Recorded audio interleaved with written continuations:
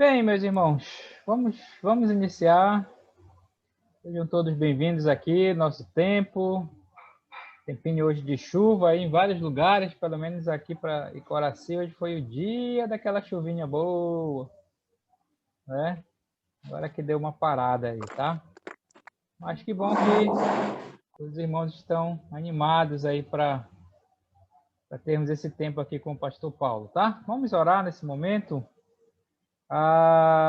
E depois acho que não tem muita coisa para falar. A gente vai iniciar com o pastor Paulo, tá? Vamos orar nesse momento, tá? Obrigado, Senhor. Obrigado pela vida dos irmãos aqui conosco.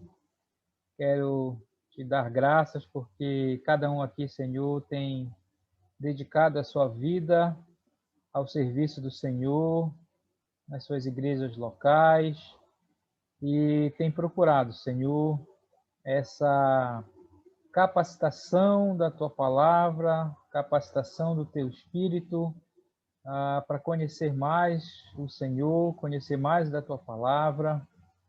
Por isso, Deus, eu quero te agradecer pela vida deles. Oro pela vida do pastor Paulo, que vai nos ensinar sobre a história de missões, que, Senhor, olhando na história, olhando como o Senhor é um Deus missionário, possa nos despertar, Senhor, para fazermos aquilo que o Senhor quer para as nossas vidas. Oro pela vida dos irmãos que ainda estão aqui, tentando entrar, alguns com dificuldade, Senhor, mas Tu sabes, Senhor, todas as coisas. Por isso, Pai, nós te somos gratos e queremos dedicar esse tempo ao Senhor e oramos a Deus em nome de Jesus. Amém. Bem, meus irmãos, então eu quero só falar aqui que o vídeo da última aula, tá? Da primeira aula, que foi a nossa última aula, né? Essa aqui é a aula 2 do pastor Paulo, das 12. O vídeo da aula 1 eu já fiz, tá? Eu já editei, já enviei para os irmãos, tá? Então esse vídeo ele está lá no nosso canal, no YouTube, fica lá disponível. Ao momento que você quer ir lá e procurar lá nas playlists, tá? Eu tenho colocado os vídeos das aulas do ITG, tudo organizadinho lá para você assistir qualquer aula que você quiser lá, tá? Então, o vídeo do pastor Paulo da primeira aula já está disponível, mas se você quiser que eu envie direto para você, o link é só me pedir, tá? E você pode assistir aí as aulas, tá? Eu não sei como você faz, mas eu gosto, às vezes eu saio, aí eu ponho fone de ouvido, né? Ligo lá na aula e vou embora, fazer as coisas, andar por aí ouvindo as aulas. É muito legal, não sei se você faz isso, ou se você tira um tempo para parar, ou às vezes eu ponho, como está no YouTube, então algumas televisão, né? Algumas TV já vem com o YouTube instalado na TV. E aí você só põe lá e aí assiste na TV como se estivesse vendo realmente as coisas na TV. Então é muito bom esses recursos. Então eu quero incentivar vocês para assistir os vídeos das aulas, os vídeos que a gente tem disponibilizado aí do ITG. Qualquer vídeo, qualquer aula, você pode me pedir que eu envio para você, tá bom? Então, mais uma vez, agradecer ao pastor Paulo, tá? Pastor Paulo, pode ficar à vontade, aí a turma é sua, qualquer coisa nós estamos por aqui. Ok, obrigado, Ricardo. Mais uma vez, boa noite a todos. É sempre um prazer estarmos juntos e principalmente para falar das coisas espirituais, para falar das coisas de Deus. E essa chuva que está caindo por aí também está chegando por aqui, né? Tem chovido bastante aqui. Ontem teve aquela coincidência entre a chuva e a maré alta, né? Então encheu mais do que tinha enchido da outra vez aqui nas ruas, mas graças a Deus está tudo bem. E o pessoal já está acostumado com isso, né? Nós aqui já estamos acostumados com isso, então graças a Deus pela chuva. mas de vez em quando corta assim o áudio, parece que é um robô que está falando, mas espero que a gente não tenha problemas durante esse tempo aqui. Nós vamos continuar falando sobre a história da igreja, e hoje é a nossa aula de número 2. Mas eu gostaria, antes de começar esse tempo, de assim, fazer algumas perguntas para vocês.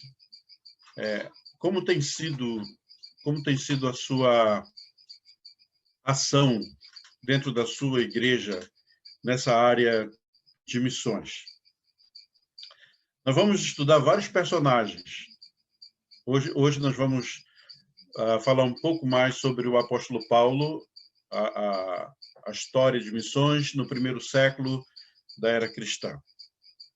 Então, basicamente, vamos falar do apóstolo Paulo. Mas não vamos falar de outros depois, né? Personagens, pessoas que estavam envolvidas, pessoas que saíram. Nós já temos aprendido, temos ouvido, eu creio que você já tem ouvido, que missões a gente pode fazer de 3 maneiras, né? Orando, indo, né, ou contribuindo. Eu não conheço todos, não sei como é a vida de todos dentro da igreja, mas a minha pergunta é como você tem se envolvido com missões dentro da sua igreja? Eu gostaria de ter tempo para ouvir cada um de vocês, mas não vou fazer isso agora.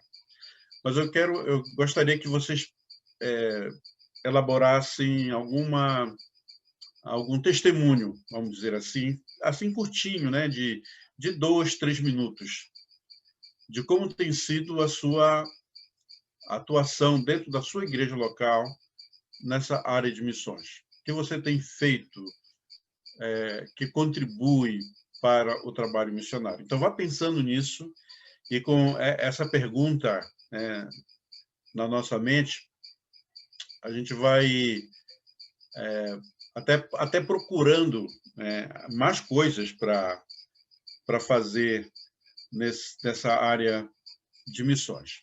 Ok? Nossa aula de hoje basicamente está no livro de Atos. E como eu sei que vocês também têm aula de Atos, então, para não ficar aquilo que a gente chama de chover no molhado, né? Estamos falando de chuva, chover no molhado. Então, alguns detalhes eu vou deixar para a aula de Atos. Então, vamos falar apenas da parte histórica e fazendo algumas aplicações.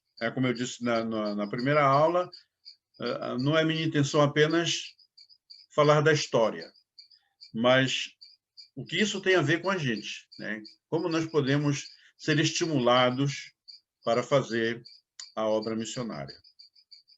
Então, missões no livro de Atos não deve ser novidade para vocês, vamos apenas relembrar algumas coisas e vamos refletir alguns aspectos do trabalho que o apóstolo Paulo realizou. Não vamos falar da vida dele, a biografia dele é uma coisa muito extensa, mas fica aquele desafio para você conhecer um pouco mais profundamente a vida do apóstolo Paulo.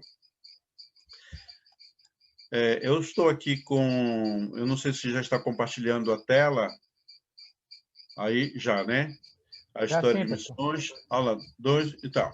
Então, missões no Novo Testamento. Nós vimos na aula passada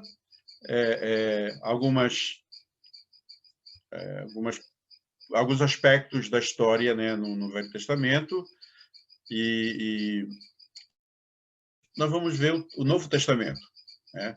Basicamente no livro de Atos, como eu já disse, embora a gente encontre em todo o Novo Testamento alguma coisa relacionada a missões. Mas o livro de Atos é que fala desse movimento, né, que começou lá na igreja de Antioquia. Então, vamos ver mais ainda sobre isso.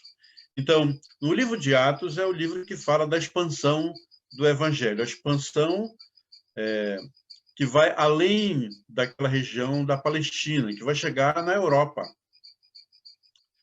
Então, quando nós estudamos o livro de Atos, nós percebemos um avanço naquela região da Palestina, mas também um avanço para a Europa. Então, o livro de Atos começa com a ascensão de Jesus, vai lá no primeiro capítulo falando sobre a capacitação que Deus nos dá, né, para o trabalho missionário, lá em Atos 1:8, que nós já conhecemos, mas recebereis poder ao descer sobre vós o Espírito Santo e sereis minhas testemunhas, tanto em Jerusalém, como em toda a Judéia, Samaria, até os confins da terra. Então, a divulgação do Evangelho a partir de Jerusalém, que vai chegar em Antioquia, e, finalmente, chegando em Roma, onde o livro de Atos termina. Vamos relembrar aqui duas ideias que nós vimos na aula passada. A missão centrípeta, né, e a missão centrífuga. A missão centrípeta. Israel está no centro e Israel chama as nações para dentro de si. Né? Então, temos aqui esse gráfico, as nações sendo chamadas para dentro, para Israel, essa missão centrípeta. E também nós temos a missão centrífuga. Acho que deu o exemplo, né, da máquina de lavar. A gente coloca uma roupa para lavar na máquina, ela bate, né, lava, e depois ela faz a centrifugação. Ela gira com bastante força, né, vai girando, girando, então a roupa que está sendo lavada, ela vai para a parte exterior, né? Então ela fica na parede, né, na parede interior, né? Ela não consegue sair, né, mas ela vai para a parede, ali ela é espremida para sair a água. Então, é essa força que vai de dentro para fora. A palavra eclésia ou eclesia tem essa ideia de chamados para fora, né? Que a igreja ela é chamada para fora. Então, a missão, nossa missão, a missão da igreja é de sair, é de proclamar o evangelho. Quanto mais nós ficamos dentro, digamos, das quatro paredes, nós usamos essa expressão, não há uma perspectiva de crescimento. É preciso sair, é preciso que essa força alcance o mundo.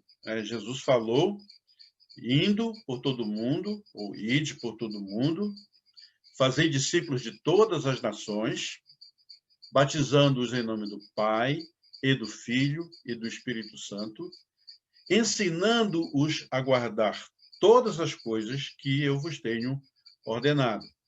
Então, essa é a ordem de Jesus e a promessa que ele faz também. Eu vou estar com vocês todos os dias até o fim, até a consumação do século. Então, o que nós estamos falando daqui para frente é desta missão centrífuga, né? Essa missão da igreja saindo para o mundo afora. Eu fiz aqui essa misturada de palavras, que é o cenário em que o mundo vivia naquele primeiro século, depois da morte, da ressurreição, da ascensão do Senhor Jesus. O mundo estava assim em relação aos crentes.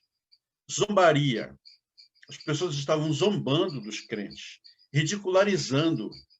Em Atos, capítulo 11, os do caminho foram chamados pela primeira vez de cristãos.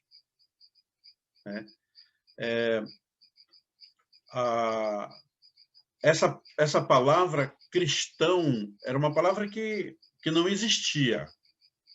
Mas não foi uma palavra como nós usamos hoje.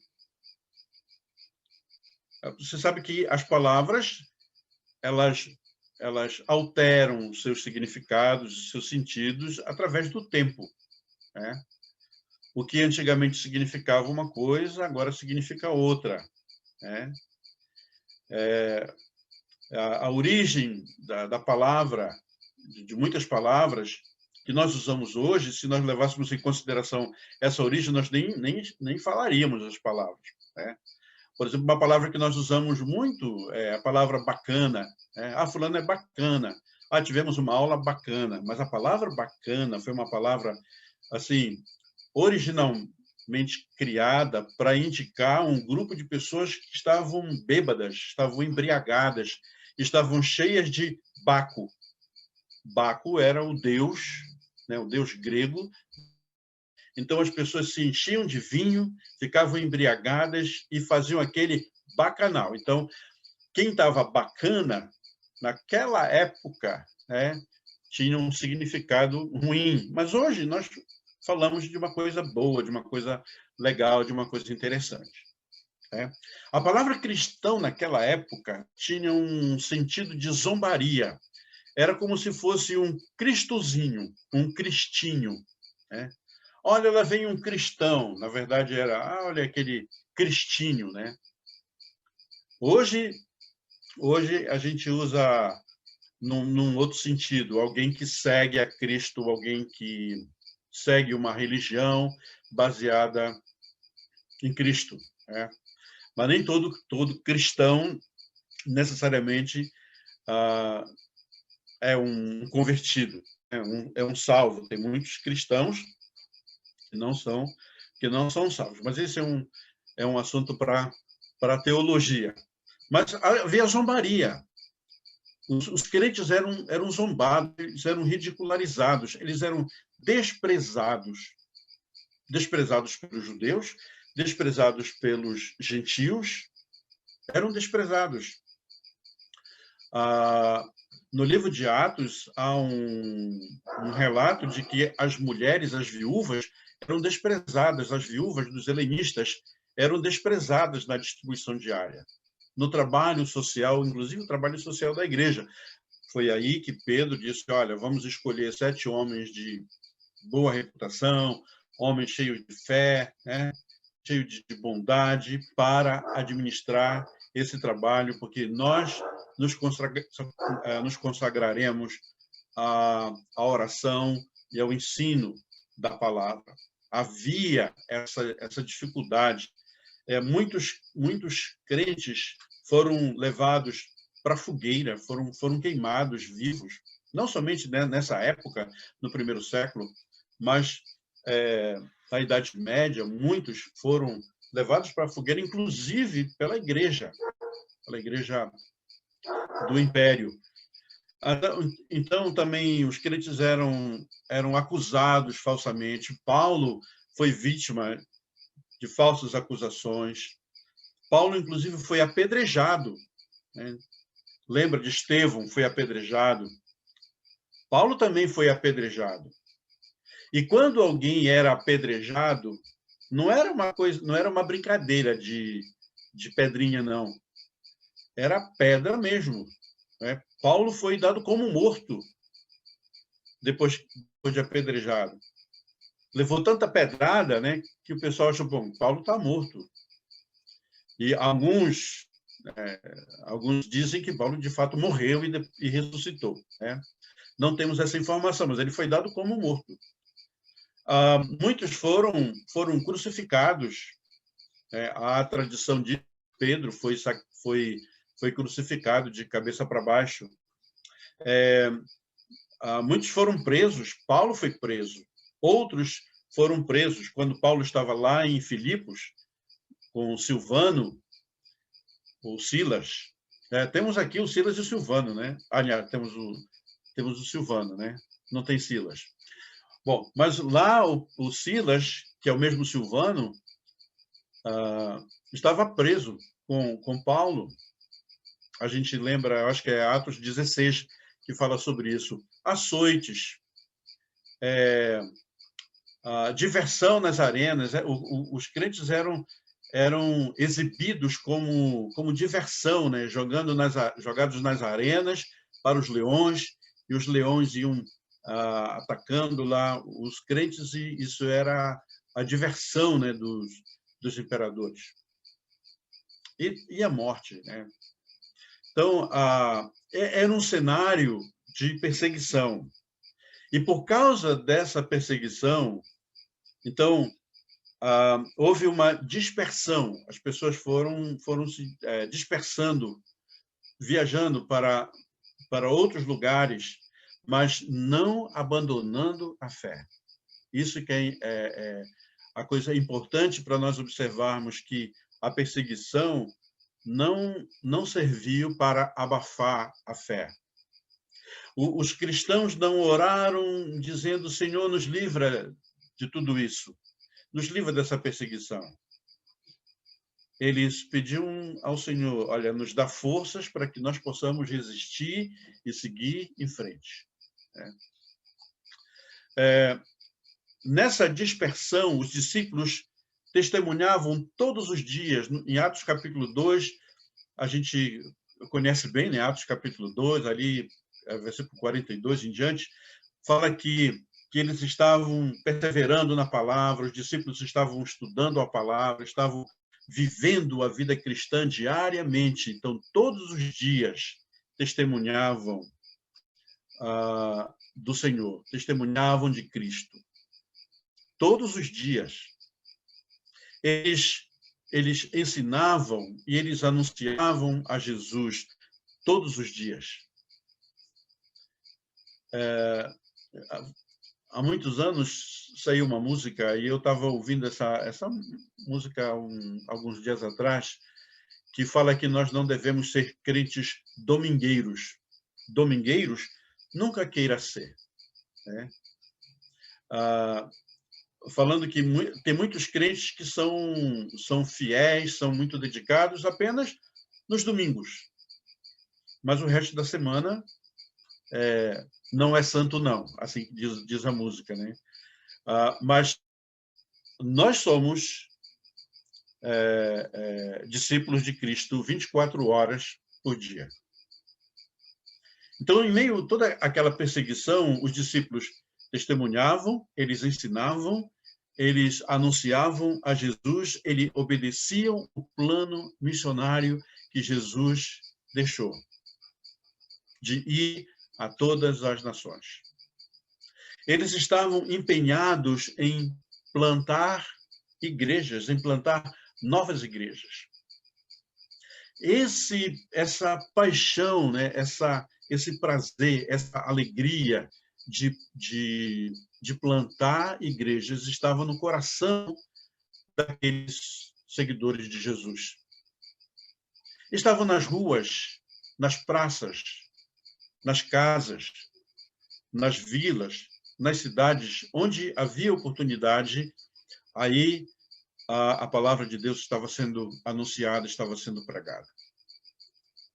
Eu me lembro, falando da nossa história, me lembro quando eu era jovem, isso já faz muito tempo, né? Que eu era jovem, nós tínhamos um missionário que era muito, assim, também apaixonado por esse trabalho missionário, o pastor Eduardo Miller. Não sei se todos conheceram, ou talvez os mais novos não conheceram, mas nós íamos para as praças. Me lembro que a gente ia lá para o entroncamento. Naquele tempo não tinha aquela cabanagem, né? Aquela praça ali, era bem diferente, até fizeram uma praça da Bíblia lá. Mas a gente tinha um alto-falante, aqueles chamados antigamente boca de ferro, e ali, naquela feira, tinha uma feira por ali, não sei se ainda tem, e era um local em que passavam muitas pessoas, e nós levávamos folhetos, e nós cantávamos, e a gente dava testemunho, a gente pregava, e muitas pessoas ouviram o evangelho ali naquela praça. Essas coisas acabaram, né? A gente não vê, pelo menos eu não vejo muitos jovens fazendo esse tipo de trabalho, né?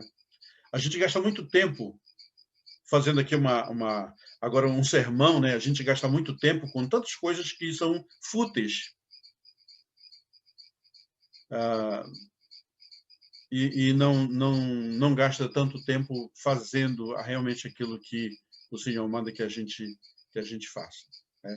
Mas, voltando aqui para os discípulos, eles estavam cumprindo com aquilo que Jesus havia determinado, indo em todos os lugares, mesmo com uma perseguição tão grande, eles estavam anunciando, dando o evangelho, anunciando a palavra do Senhor. Os apóstolos fundaram igrejas em diversos lugares. Embora esses dados aqui que você está vendo aí,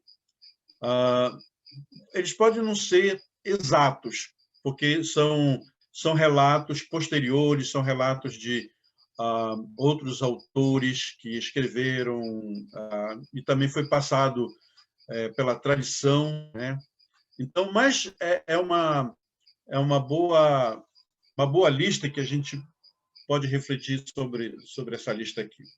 João, por exemplo. João foi para a Ásia, na parte mais para o Oriente. Pedro pregou no Ponto, na Galácia, Bitínia, Capadócia. André foi para uma região chamada Sítia. Bartolomeu para a Índia. Tomé, aquele que queria ver as marcas, né? Aquele que duvidou da ressurreição de Jesus, ele foi para partos onde tem o Irã, onde hoje, né, o Irã, o Iraque, o Paquistão, né? Também foi para a Índia. Marcos para o Egito, para a África. Alexandria. Simão, o Zelote, para a Pérsia. Pérsia, que hoje é o Irã, né? O Tiago, filho de Zebedeu, chegou à Espanha, que Paulo queria chegar à Espanha, né? A gente lê no relato de Paulo que ele tinha interesse de chegar à Espanha, mas ele não chegou. Mas a tradição diz que o Tiago, filho de Zebedeu, chegou à Espanha. O Tiago, irmão de Jesus, foi para a Arábia, e o Filipe foi para a região da Frígia. E a gente sabe aquele fato que Filipe foi para o deserto e ali encontrou o eunuco, né? Aquele homem que era um servo da rainha da Etiópia. E ali Filipe pregou o evangelho para aquele homem, ele voltou para a Etiópia, e é bem provável que esse homem tenha anunciado o evangelho naquela região da África. Então, veja que os discípulos não ficaram acomodados. Eles saíram a proclamar o evangelho nesta força centrífuga, nessa força de sair para o restante do mundo conhecido daquela época. Uma reflexão para a gente, né? Aquela pergunta que eu comecei nosso estudo hoje. O que você está fazendo em prol da evangelização local e global? Qual tem sido a sua ação nessa área? O que você está fazendo? É uma pergunta para reflexão. Não é para você responder aqui, não é para você agora, né? A gente vai ter oportunidade para compartilhar nossas experiências, mas já fica como essa reflexão. O que eu tenho feito para que o evangelho esteja indo, né? O evangelho esteja sendo proclamado para o mundo? Nós vamos fazer... eu programei para a gente fazer um tempo de um tempo de intervalo, não é intervalo, um tempo de 15 minutos de oração em grupo. Eu vou pedir aí a ajuda do Ricardo para isso. Então, olha só como a gente vai fazer. Vamos fazer uma oração assim, pedindo a Deus que nos dê paixão pelas almas. Se já temos paixão, vamos pedir mais paixão pelas almas perdidas. Pedir a Deus que Ele nos dê sensibilidade em relação aos outros. Não pensar muito em nós mesmos, mas sermos sensíveis aos outros. E também pedir a Deus que Ele nos ajude a levar pessoas a Cristo. Usando aquela linguagem que nós já conhecemos, né, de descobrir potencial, né, descobrir os eleitos, né, que o Senhor nos ajude a fazer isso. Eu gosto de dar uma sugestão, e eu vou dar essa sugestão para vocês, que no nosso dia a dia, não agora nesse momento, mas no nosso dia a dia, devemos orar pedindo para o Senhor nos mostrar pessoas que Ele mesmo já tem preparado para ouvir o Evangelho. E no nosso círculo de amizade é bem provável que nós tenhamos várias pessoas que Deus já está trabalhando, que o Espírito Santo já está trabalhando, e essas pessoas estão esperando apenas a nossa iniciativa, a nossa ação. E o Senhor vai nos mostrar. Pedindo para o Senhor, Ele vai nos mostrar. E aí, a minha sugestão é que a gente anote o nome dessas pessoas, que o Senhor está colocando no nosso coração. Eu não sei como Ele vai fazer isso, Ele vai mostrar para você, mas Ele vai mostrar. Eu penso sempre em 3 pessoas. O Senhor colocou no teu coração, colocou na tua mente aí 3 pessoas. Você está orando, pedindo para Ele mostrar essas pessoas, aí Ele coloca na sua mente, no seu coração, você anota o nome dessas pessoas e você ora por essas pessoas. Ora por essas pessoas, para que elas possam ter a sensibilidade de ouvir a palavra. E ora por você, para que você seja esse instrumento que vai levar a mensagem para essas pessoas. E você toma a iniciativa de ir a essas pessoas. Agora, com essa dificuldade de ir presencialmente, mas quem sabe pode ir virtualmente, pregando a palavra virtualmente. E com isso, a gente começa a criar um movimento missionário, pessoal. Então eu quero sugerir esses 15 minutos. Pode ser entre 2 ou 3 pessoas, tá? 2 ou 3 pessoas, fiquem juntas. E aí, tendo esse tempo de oração, cada uma pode orar por 3 minutos, por exemplo. Então, cada uma ora por 3 minutos e tem um tempo ainda de conversar sobre esse assunto, bater um papo sobre isso, né? Estimular uns aos outros sobre isso. Bora fazer essa atividade, creio que vai ser legal para todos nós. Então, eu passo a bola aí para o Ricardo e eu não sei o que vão fazer comigo, eu gostaria de ficar de fora, mas pode até me colocar também.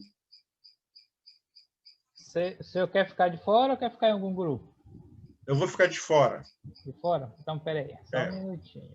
Deixa eu só tirar o senhor aqui. O senhor vai ficar numa salinha lá, sozinho, até voltar os 15, tá? Tá bom, então. Ok, meus irmãos, estão indo lá. Só clicar para entrar na sala. Pastor Paulo, todos voltaram já. Vai ficar à vontade. Ok.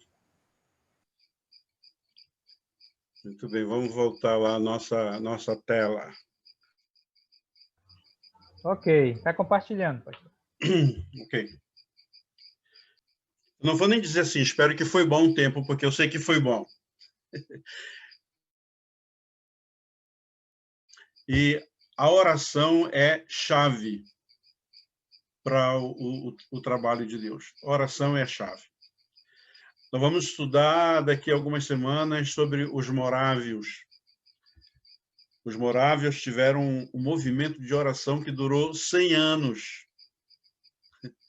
Bastante tempo de oração, né? Então, oração é sempre importante, né?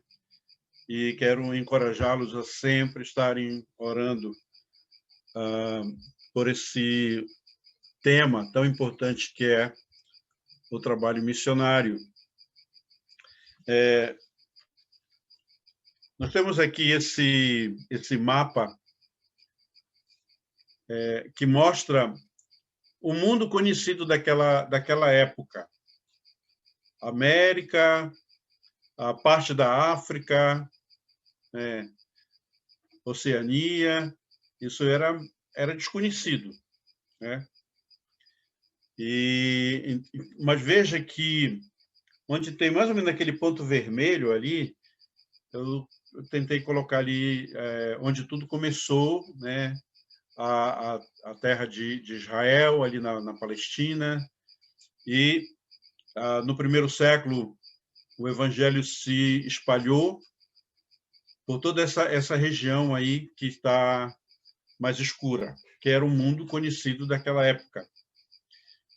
Jesus, que veio, né, que viveu entre nós, que morreu, que foi sepultado e que ressuscitou ao terceiro dia. Essa é a grande diferença da nossa fé.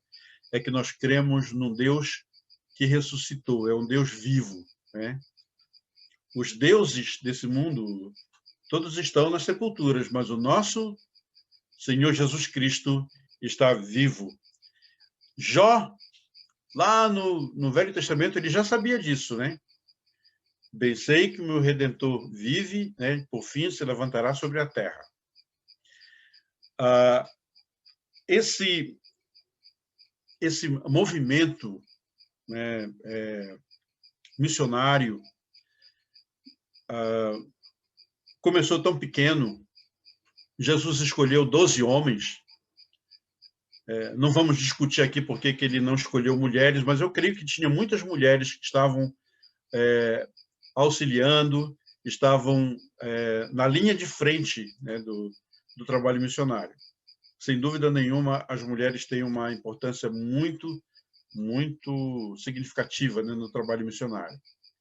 Mas ele escolheu 12 homens para fazer esse trabalho. Um deles, a gente sabe, né, o Judas Iscariotes, pisou na bola, né, por assim dizer, mas depois foi escolhido um substituto, Matias ficou no lugar. Mas esses homens revolucionaram o mundo naquela época e até hoje nós seguimos os princípios, né, do trabalho missionário realizado por aqueles homens fiéis ao Senhor.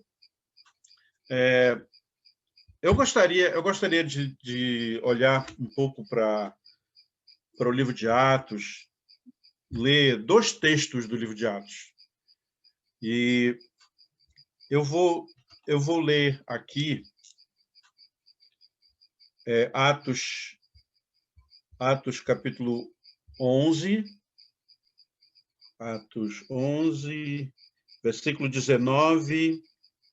Então, Atos capítulo 11, se você tem a sua Bíblia aí, você pode acompanhar em Atos capítulo 11. Eu vou ler na versão revista e atualizada. Atos capítulo 11, a partir do verso 19. Então, os que foram dispersos por causa da tribulação que sobreveio a Estevão se espalharam até a Fenícia, Chipre e Antioquia, não anunciando a ninguém a palavra, senão somente aos judeus. Alguns deles, porém, que eram de Chipre, de Cirene, e que foram até Antioquia, falavam também aos gregos, anunciando-lhes o evangelho do Senhor Jesus. Verso 21. a mão do Senhor estava com eles e muitos, crendo, se converteram ao Senhor. A notícia a respeito deles chegou aos ouvidos da igreja que estava em Jerusalém e enviaram Barnabé até Antioquia. Tendo ele chegado e vendo a graça de Deus, alegrou-se e exortava a todos a que, com firmeza de coração, permanecessem firmes no Senhor. Porque era um homem bom, cheio de fé, cheio do Espírito Santo e de fé, e muita gente se uniu ao Senhor. E partiu Barnabé para Tarso, à procura de Saulo. Tendo-o encontrado, levou-o para Antioquia. E por todo um ano ensinaram numerosa multidão. Em Antioquia foram os discípulos pela primeira vez chamados cristãos. Então, aqui um detalhe muito importante na história de missões. Vamos lembrar, Saulo era um perseguidor da igreja. Lembra? Saulo perseguia a igreja. Saulo tinha autorização, ele recebia autorização para prender os crentes, para castigar os crentes e até consentir na morte de crentes. Foi o que aconteceu com Estevão, amigo de Barnabé. Eram da mesma época. Barnabé, com certeza, ficou muito triste com a morte do seu irmão, amigo Estevão, que foi apedrejado. E a história nos conta que Saulo estava lá e consentiu na morte de Estevão. Quando Saulo, a gente lê no capítulo 9 de Atos, encontrou-se com Cristo, ele converteu-se a Cristo, ele foi chamado, Jesus chamou para esse ministério, né, missionário. Quando ele chegou em Jerusalém, e que os discípulos e outras pessoas viram Saulo em Jerusalém, agora convertido, o pessoal lá não acreditou. Não tem sentido. Como que esse homem tão ruim, esse Saulo, perseguidor da igreja, consentiu na morte do nosso irmão, amigo, homem bom, Estevão? Nós não queremos esse camarada aqui. O que aconteceu? Saulo foi embora para a sua cidade natal, Tarso. Por isso que a gente chama Paulo de Tarso, né? Então, ele foi para sua terra, Tarso. Em algumas traduções, a gente encontra como Tarsis. Saulo foi embora para lá. Mas, nesse momento de efervescência, né, missionária, pessoas indo de um lugar para o outro e tal, então a igreja chama Barnabé e diz: olha, Barnabé, vai para Antioquia. Vai lá em Antioquia. O pessoal está saindo, está precisando de líderes lá, precisando de gente para ensinar a Bíblia, então vai para Antioquia. Barnabé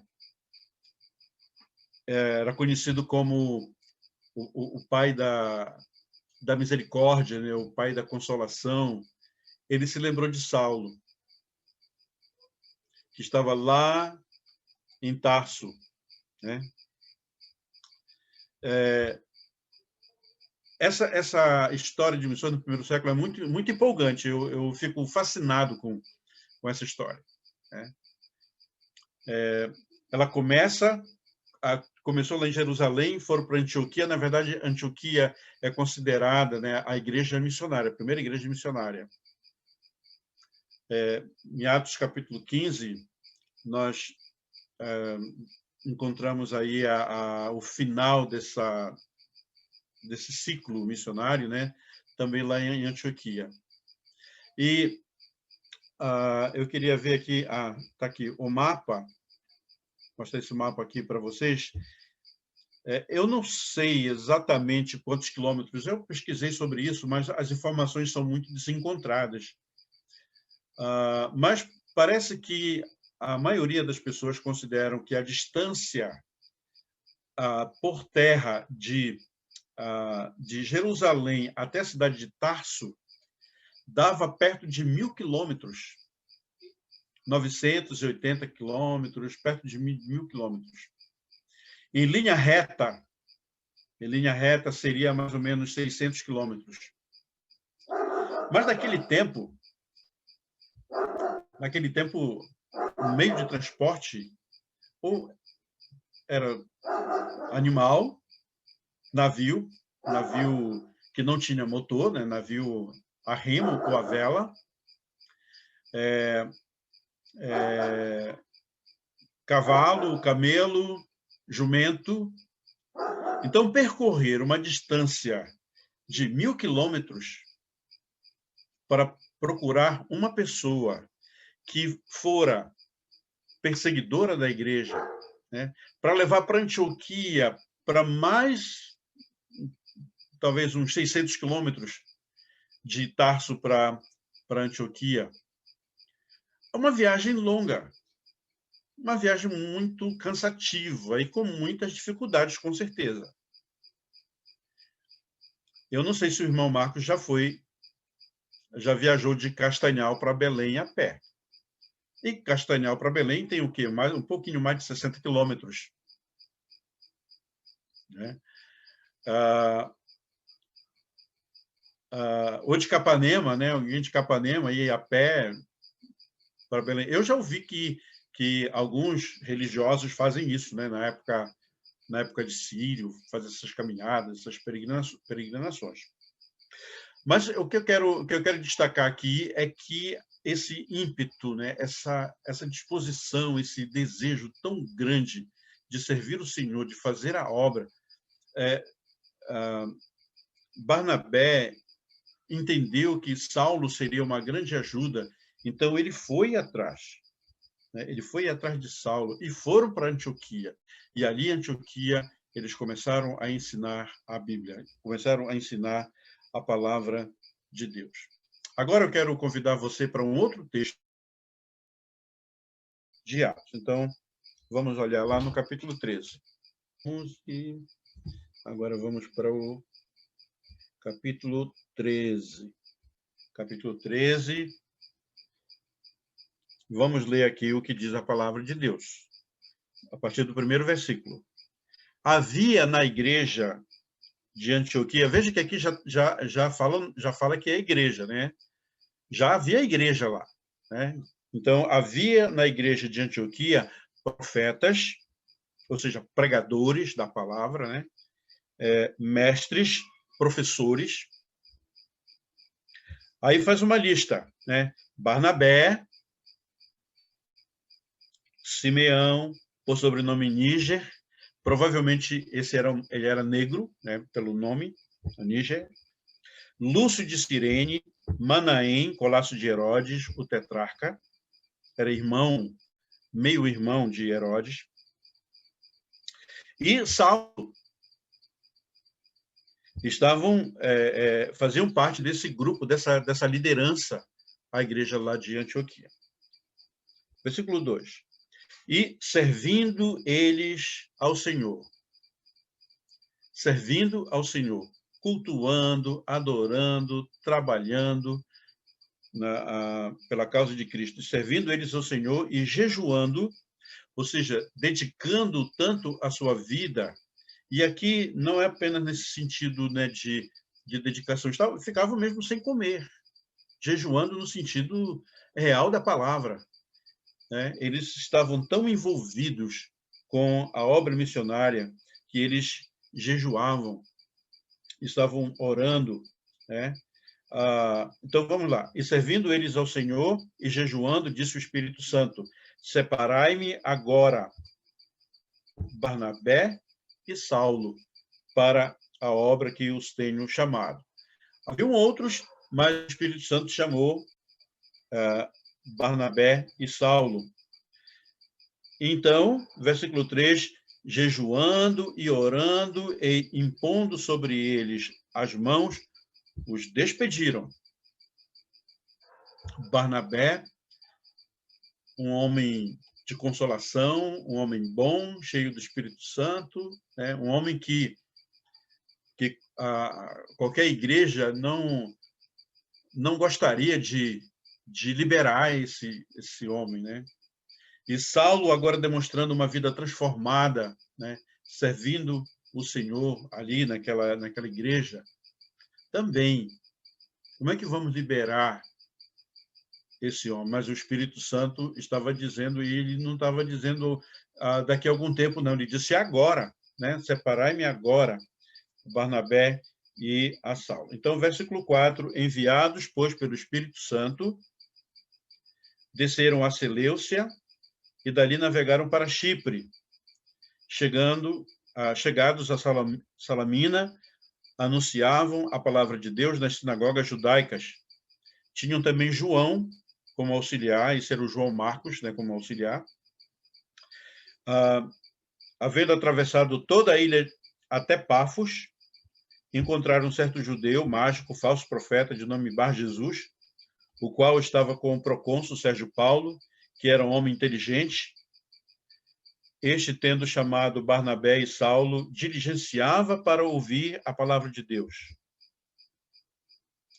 Mas opunha-se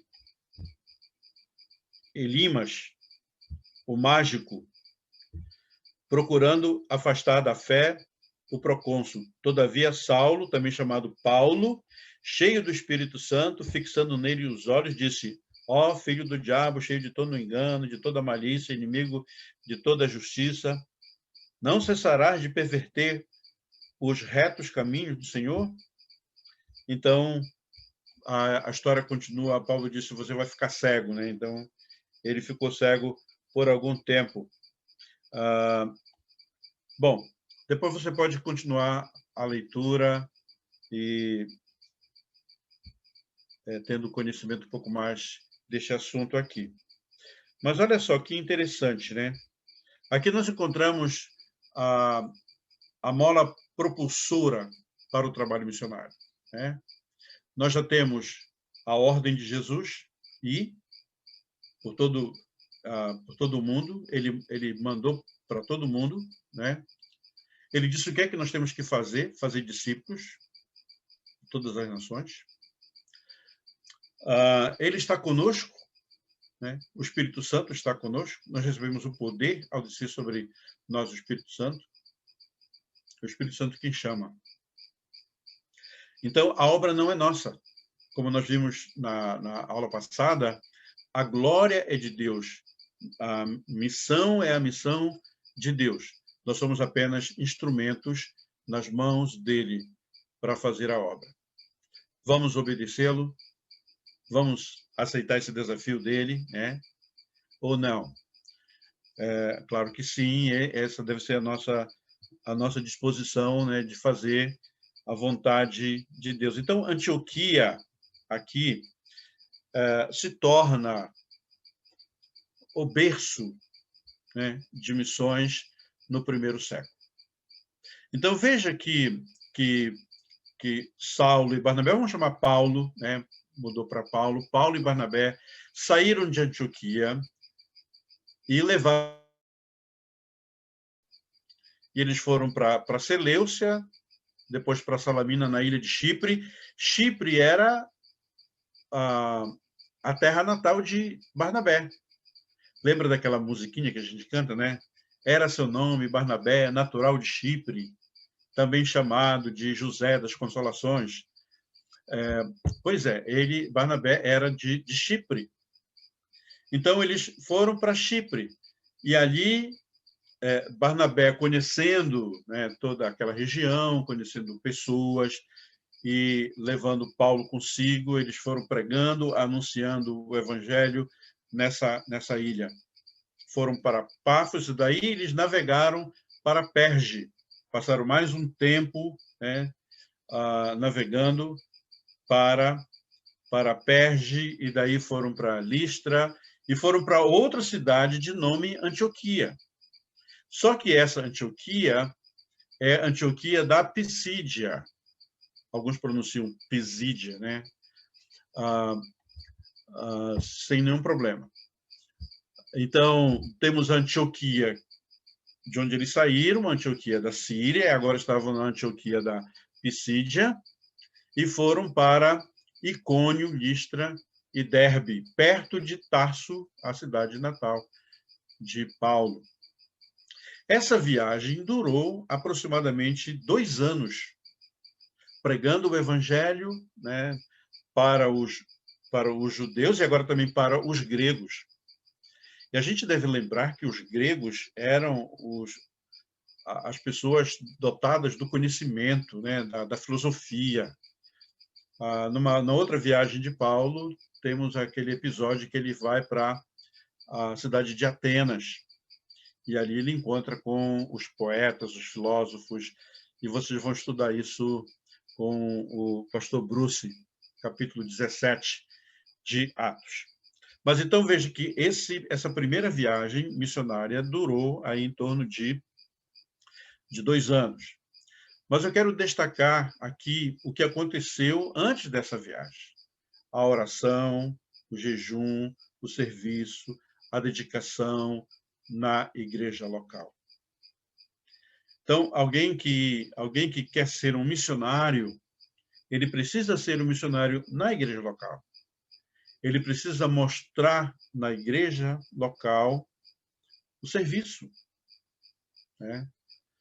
Há muitos missionários que estão sendo frustrados no campo missionário porque eles tiveram aquela empolgação, participaram de uma conferência missionária, que é muito bom ter uma conferência missionária. Nós temos aqui em Macapá anualmente, é muito bom ter a conferência missionária, a gente fica estimulado, né? E muita gente fica só empolgada. E, eu quero ser missionário, e depois fica frustrado quando vem as dificuldades. Então, é bom a gente trabalhar com as dificuldades para poder sair e cumprir a ordem, né, de Jesus, que é de levar a sua palavra a toda criatura. Então, oração, serviço, jejum, estudo da palavra, isso é fundamental para que o trabalho missionário seja feito. E a igreja apoiando, a igreja ouvindo, né, a direção do Espírito Santo, conhecendo a direção do Espírito Santo, ela libera, ela envia os seus missionários para o campo. E assim a obra do Senhor vai crescendo cada vez mais. Bom, vamos ter aqui ver aqui uma visão geral da obra missionária em Atos. Nós temos Atos, capítulo 1, versículo 8, a gente já sabe desse versículo, a promessa do poder do Espírito Santo para fazer missões. Missões não é uma coisa inventada por nós, não é uma coisa inventada pela liderança da igreja. Missões é de Deus. Então, temos a promessa do Espírito Santo para fazer missões. Nós temos a trajetória da igreja que começa lá em Jerusalém, com a perseguição, com os discípulos sendo dispersos, indo para várias regiões, e vimos ainda há pouco uma lista, né, dessas regiões.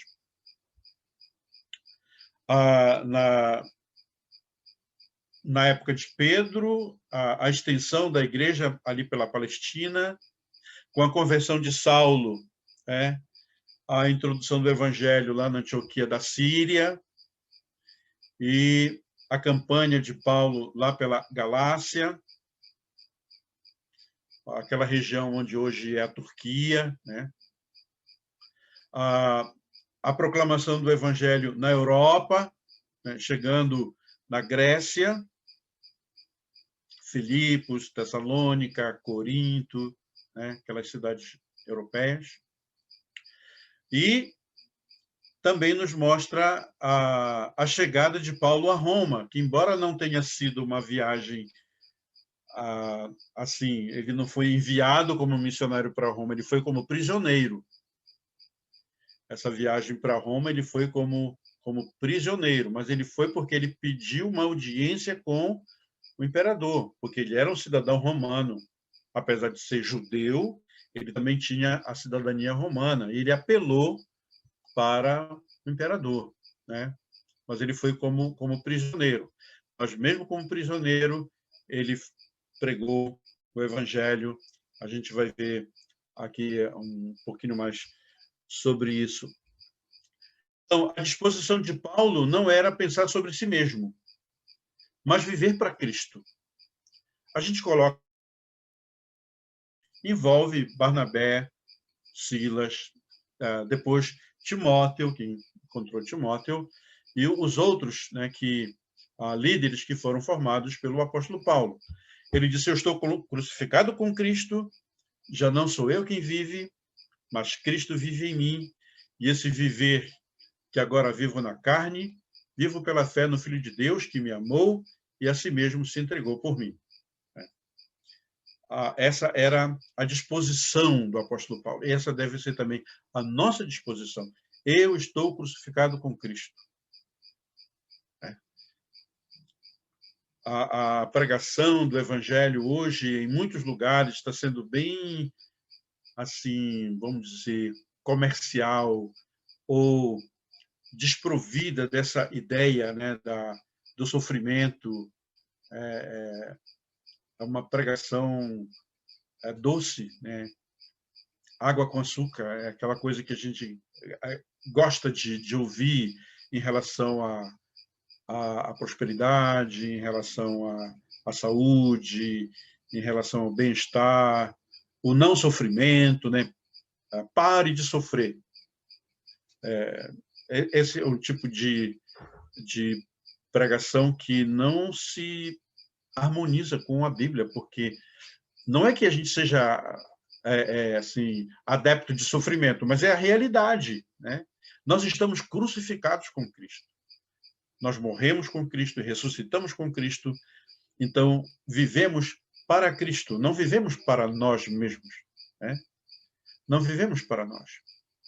Eu tenho visto em alguns... assim, a gente está assistindo um vídeo, um estudo, uma pregação, de repente aparece aquelas propagandas, né? Que fala sobre a prosperidade, seja rico em 10 aulas, e alguma coisa assim, né? Mostrando a importância das coisas materiais. Agora, claro que nós vivemos, né? Nós precisamos das coisas materiais, mas essas coisas não vão nos prender, né? Estava dizendo na aula passada para vocês, né, que meus amigos ficaram, muitas vezes ficaram assim, surpresos com a ideia de eu me dedicar ao ministério. Não como um missionário, apesar de ter trabalhado como missionário, mas o trabalho pastoral, o trabalho de ensinar, né, a palavra de Deus. Esse é o meu perfil mais, né, de ensinar, embora com dificuldades, mas essa é a minha coisa, isso é aquilo que me dá prazer, né, de ensinar a Bíblia, ensinar a palavra de Deus. Como é que você pode fazer isso? Como é que ainda tem gente hoje que é tão esclarecido, que estudou, que tem graduação, pós-graduação e etc., e acredita na Bíblia, né? As pessoas pensam assim, né? Mas essas coisas, as coisas materiais, elas passam, não vamos levar nada, né? As coisas espirituais, sim, porque elas são eternas. Elas são espirituais e são eternas. Então, Paulo tinha essa disposição, Paulo tinha esse interesse, né? Ele trabalhava, ele precisava, né, do pão de cada dia, ele fabricava tendas e também recebia as doações, recebia as ofertas. Mas ele fez essa declaração: eu estou crucificado com Cristo, Cristo vive em mim, não sou eu quem vive. E em Filipenses, por exemplo, ele fala também sobre isso. Ele diz: olha, eu considero as coisas materiais como refúgio, né, para alcançar Cristo. Irmão Raimundo, quer falar? Tem a palavra. Sim, eu gostaria de lhe fazer uma pergunta. Como posso, de acordo com o Gálatas 2:20, como posso dizer que eu fui crucificado com Cristo? Entendeu, pastor? Tá.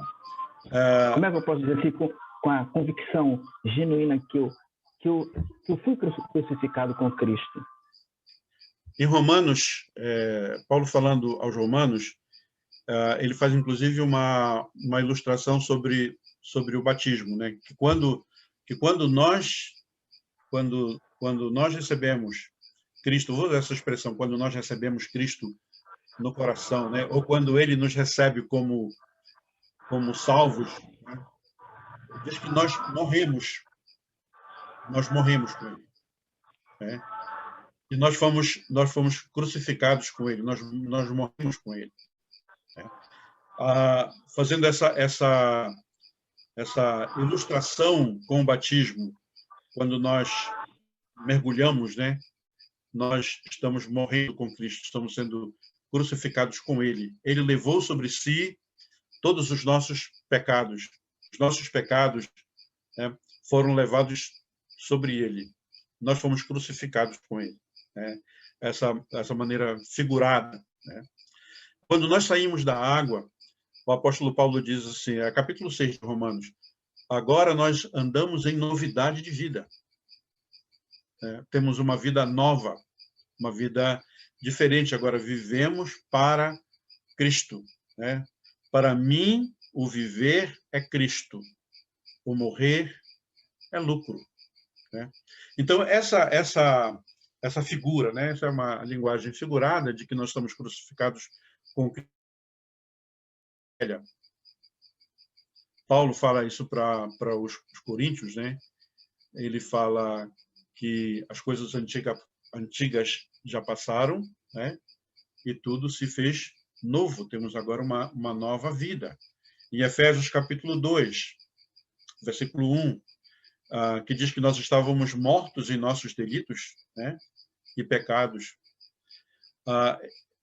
Nós fomos crucificados com Cristo, no sentido de que Cristo levou sobre si os nossos pecados, né?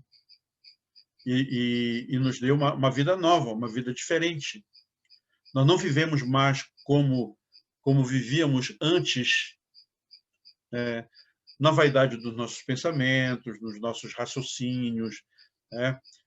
Como diz lá em Efésios, éramos por natureza filhos da ira. Agora nós temos uma nova vida, né? Pela graça sois salvos mediante a fé.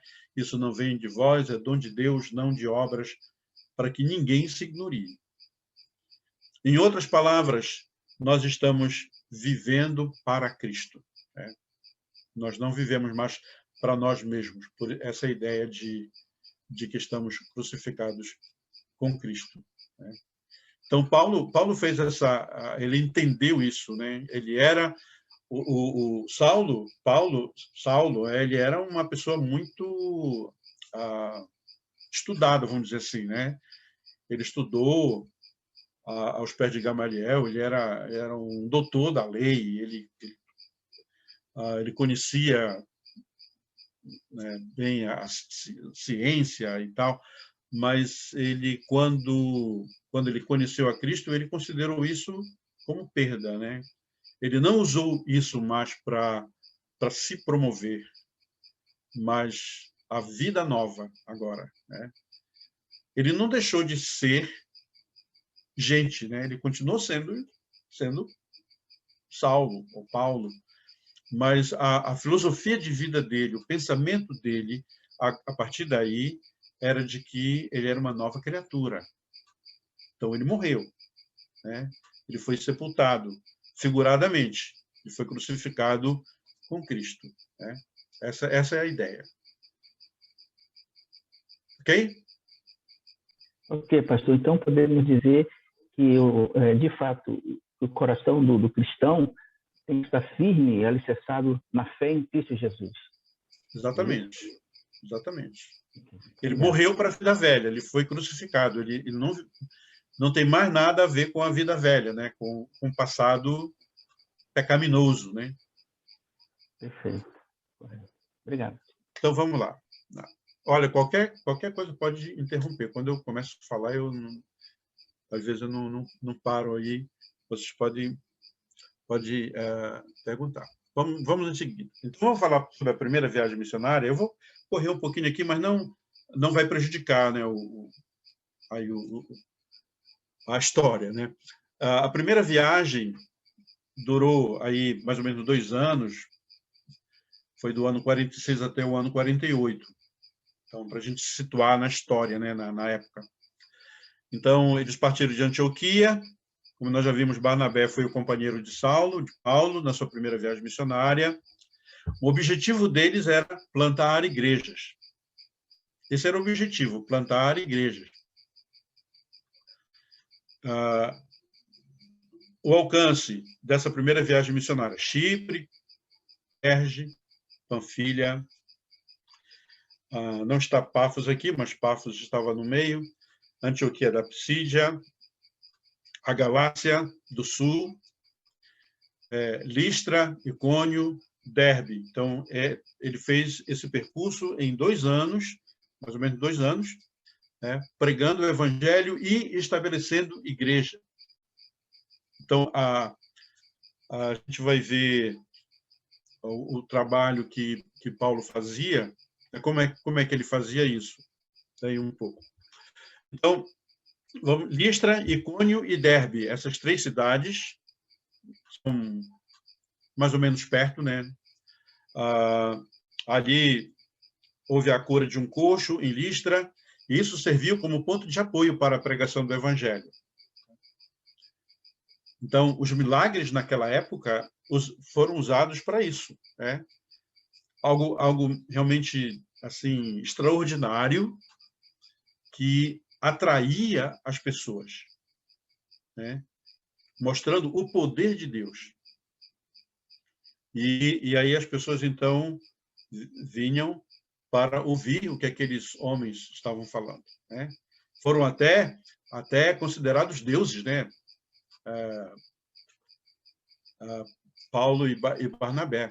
Mas eles disseram, olha, nós somos pessoas normais, somos pessoas como vocês, né? Não somos deuses aqui. Então, mas esses milagres aconteceram para dar aquele, digamos assim, um apoio para a pregação do evangelho. Paulo e Barnabé foram para Derbe. Eles retornaram para o ponto de partida, né, depois para Antioquia. Encontramos aí no capítulo 14, versículo 22, a história, né? E eles foram estabelecendo obreiros nativos, fruto do trabalho missionário. Essa é a visão missionária. O pastor Bill, eu conheci o pastor Bill desde que ele chegou no Brasil. Aliás, desde que chegou no Brasil, não, porque eu era bem pequeno, mas com alguns anos, né? Ele chegou, acho que em 51, 52, não me lembro bem. Também não era nascido, né, em 52, eu nasci em 54, mas eu conheci, quando eu era criança, já conheci o pastor Bill pregando o evangelho. E essa era digamos, a praia dele, né, de formar líderes. Então, ele formou muitos líderes que estão hoje no trabalho. E o pastor Nonato também era desse tipo, né, de formar líderes. E tantos outros, né? Poderia mencionar muitos outros. Essa era digamos, estratégia missionária de Paulo. Preparar líderes, porque ele saía e aquelas pessoas ficavam, né, ali servindo. Temos aí o exemplo do pastor Leandro, que é um fruto do trabalho missionário do pastor Bill. Então, vamos para a segunda viagem missionária. A segunda viagem foi um pouco mais longe, né? Saíram de Antioquia, aí passaram em Tarso, que era a cidade de Paulo, foram para Derbe, Listra, Icônio, aí já foram para Antioquia e já passaram um pouquinho, né? Foram para Troade. Fatos bem interessantes aí em Troade que vocês vão estudar no livro de Atos. Foram para Filipos, aqui já é Europa, né? Já estamos na Europa, já não é mais a Palestina, já não é mais a Ásia, aqui vai já para a Europa, a região da Macedônia. Filipos. Interessante, em Filipos, ali ele encontrou uma senhora, ele estava pregando, tinha uma senhora, como é que é o nome dela? Alguém se lembra? Lídia. Lídia, muito bem, era vendedora de púrpura, né? Lídia, ali ela já tinha um conhecimento, mas o coração dela ainda estava fechado, né?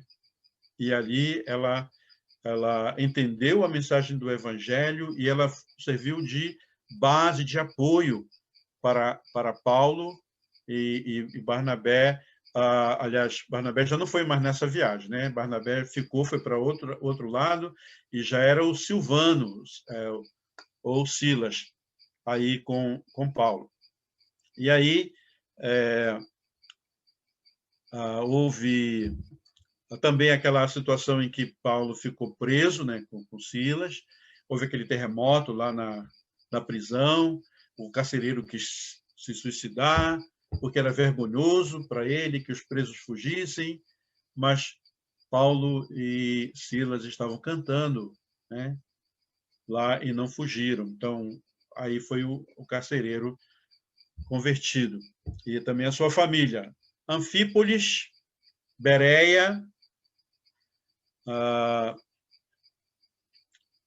Atenas, Corinto. Atenas, capítulo 17, você vai encontrar aquele encontro, né, de Paulo com os filósofos atenienses. E depois vai para Éfeso. Éfeso é uma cidade estratégica. Então, Paulo chegou ali em Éfeso, ele ficou algum tempo lá pregando a palavra, depois veio para Jerusalém, a Cesareia e Jerusalém. Então, nessa segunda viagem, que aconteceu entre os anos 49 a 52, então, o companheiro de Paulo já era Silas ou Silvano, e os objetivos eram visitar as igrejas da Galácia, que já tinha ido na primeira viagem, né? Era visitar essas igrejas e plantar outras igrejas, plantar mais igrejas locais. Nós encontramos aí no capítulo 15, né? No versículo 6, aliás, capítulo 16, tá? Capítulo 16, versículo 6, foram para... Ele queria ir para a Ásia, né?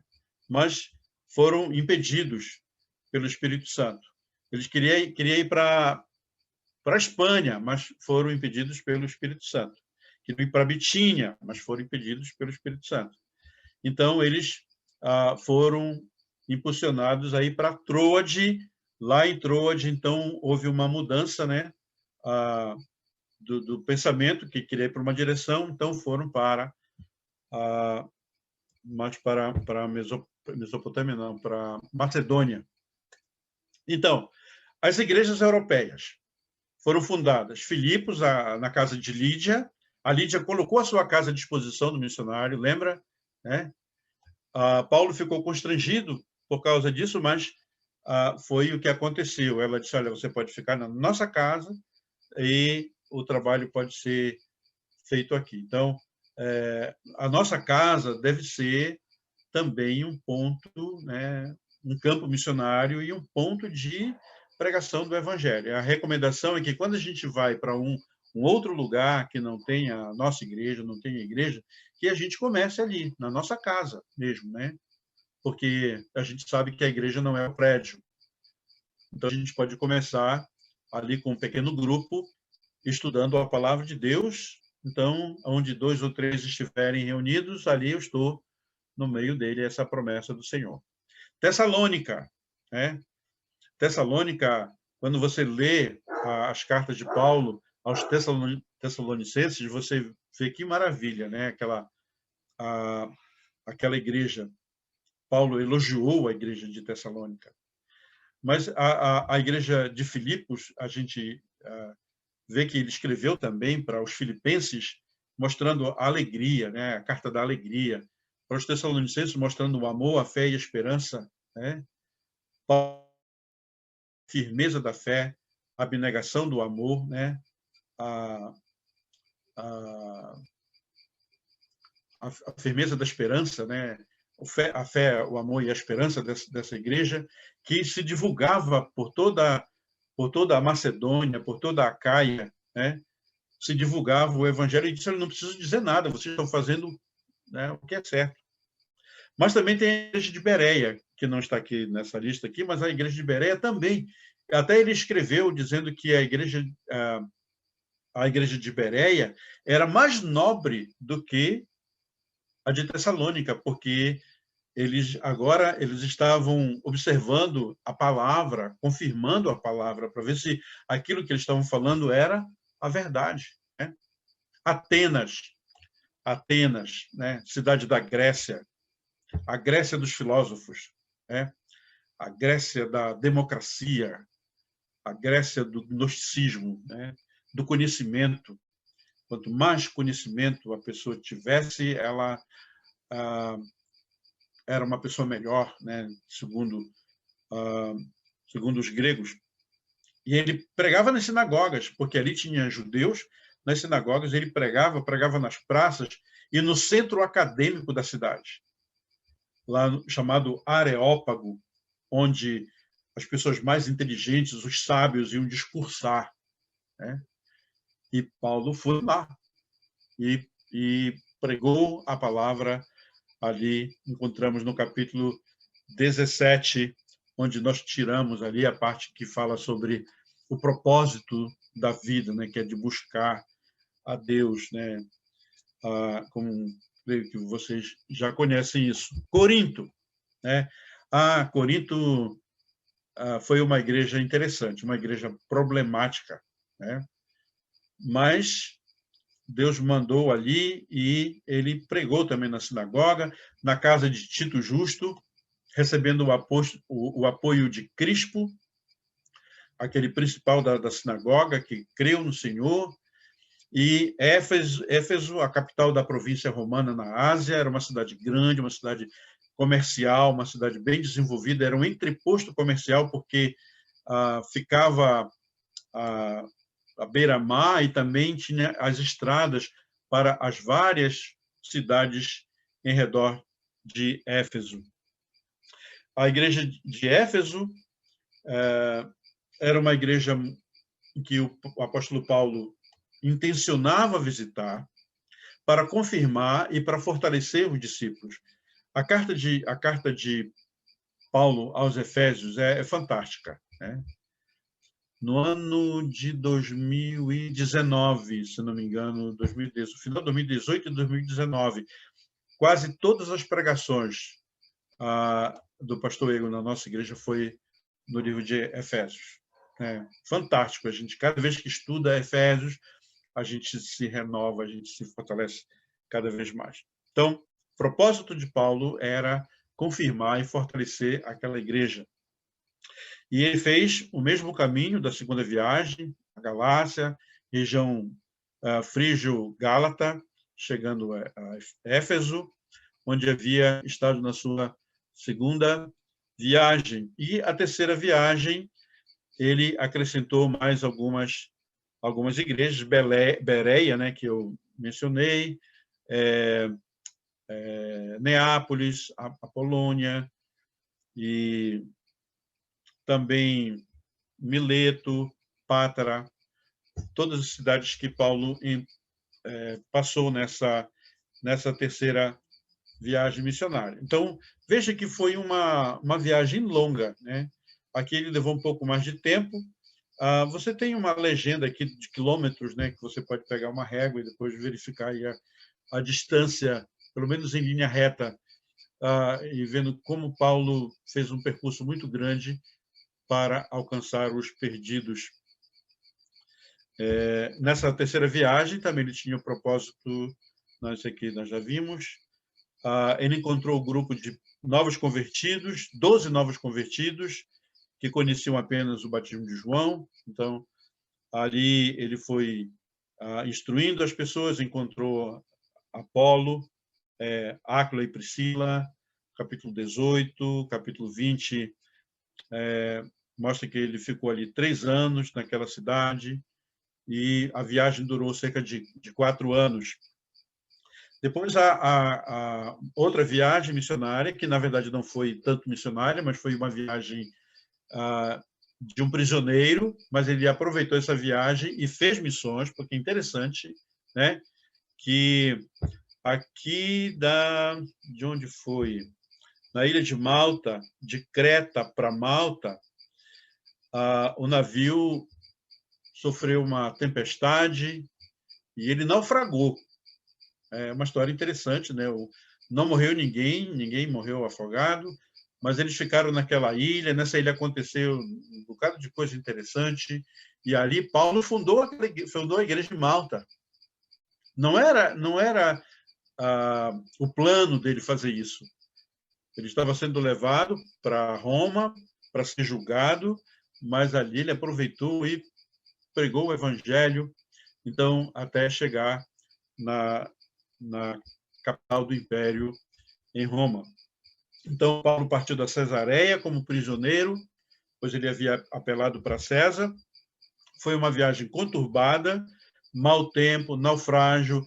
Ele evangelizou os presos, né? A tripulação do navio, outros presos que estavam no navio, a tripulação do navio e pessoas E ali Paulo plantou a igreja, né? No tempo em que eles ficaram como sobreviventes náufragos ali naquela ilha.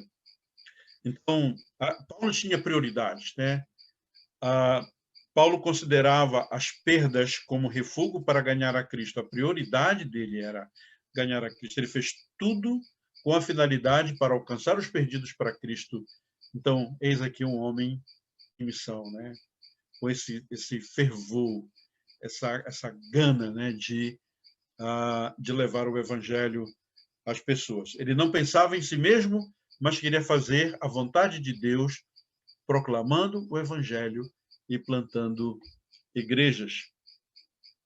Então, estamos observando as ordens missionárias que Jesus deu, aquele primeiro século, foi isso, alcançar as pessoas até os confins da terra, até onde ele pudesse encontrar as pessoas. Incluir todos os povos, não fazia acepção de pessoas. Fazer discípulos, seguindo o modelo de Jesus, lá em João capítulo 20, da maneira como Jesus foi enviado, ele também estava nos enviando. Contando com a presença de Deus, demonstrando as características do reino de Deus, né? Isso resultava na salvação dos homens e também de cumprir até o fim, até o final dos tempos, a pregação do Evangelho. Então, nós não chegamos ainda, né, no fim dos tempos, nós ainda estamos vivendo neste mundo e temos essa missão de pregar o Evangelho até que todas as pessoas conheçam, né, ouçam falar do Evangelho. Então, para refletir, o que você pensa de si mesmo, né? Você tem estreitado seu foco para missões? Qual é o seu maior tesouro? Aqui na terra ou tesouro no céu? Você poderia listar suas prioridades em uma única mão, né? Botar aqui na sua mão na sua única mão, sua prioridade. O que você está perseguindo? O que você está correndo atrás? Pensando nessa área de missões. Então, para a gente concluir, aqui já são 9h30, né? Não há dúvida de que o trabalho missionário realizado pelo apóstolo Paulo deixou um grande impacto a todos nós. Eu recomendo que vocês leiam de novo Atos, pode ser do capítulo 9, ou pode ser todo o livro de Atos, né? Que fala da história, né? do avanço da igreja, a história da igreja no primeiro século. Outros personagens importantes se destacaram, né? Além de Paulo. E você vai observar como Deus está à frente, né, do trabalho missionário. Então, a minha expectativa é de que possamos aprender dessa história e vivenciar, ou experienciar o que Paulo realmente ensinou, né, e experimentou. Eu não gosto muito da palavra experimentar, eu queria escrever experienciar, né, porque experimentar dá aquela ideia de que a gente vai ver se dá certo, né, eu vou fazer uma experiência. Se der certo, tudo bem. Mas é de experienciar, de vivenciar mesmo, né, de não ir com dúvida, mas de vivenciar. Né? Então, a minha expectativa é esta, que possamos aprender da história de missões, como a história de Paulo, né, do avanço da igreja no primeiro século, aprender para que a gente possa também vivenciar o trabalho missionário. Então, como resultado das viagens de Paulo, né, surgiram igrejas na Ásia, na Europa, e o nome de Cristo se tornou conhecido naquela época. Hoje, é importante que toda essa região onde Paulo pregou precisa de novo de missionários. Essa região da Grécia, da Turquia, né, acima da Macedônia, a Europa como um todo, a Europa está esfriando, precisa de missionários. A nossa igreja aqui de Macapá, nós temos um missionário na Hungria. Quer dizer, não é um missionário que nós enviamos, nós estamos em parceria com outras igrejas, apoiando em oração e financeiramente o missionário lá na Hungria, a Palavra da Vida na Hungria. Uma região que precisa, de novo, ouvir da Palavra de Deus. Então, minha palavra final para hoje é: envolva-se no trabalho missionário da sua igreja. Envolva-se, né, nessa coisa fantástica, né, que é a pregação do Evangelho para aquelas pessoas que ainda não conhecem o Senhor. Então, eu vou terminar por aqui. Eu vou interromper aqui o compartilhamento e eu quero orar, agradecendo por esse tempo. Senhor Deus e Pai, é muito importante conhecermos a história. Reconhecemos que quanto mais nós conhecemos da história de missões, nós ficamos mais motivados. Não apenas o conhecimento pelo conhecimento, mas o conhecimento que transforma as nossas vidas. E eu mesmo fico sentindo o peso da responsabilidade de falar sobre esse assunto e de me envolver mais ainda nessa obra tão importante que é a obra missionária. Eu quero te agradecer pelo privilégio que nós temos, esse tempo que temos para refletir sobre a obra missionária. O que nós queremos, de fato, é ver essa obra acontecendo no seio da Igreja dos Irmãos, que fazemos parte.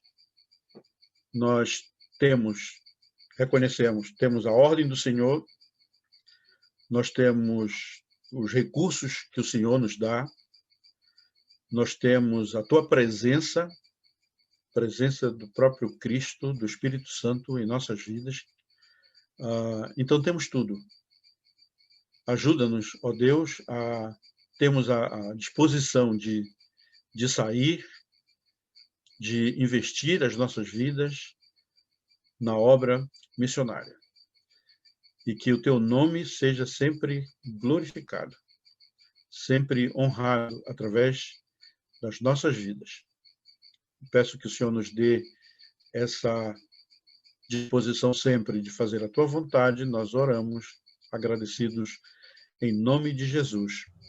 Amém.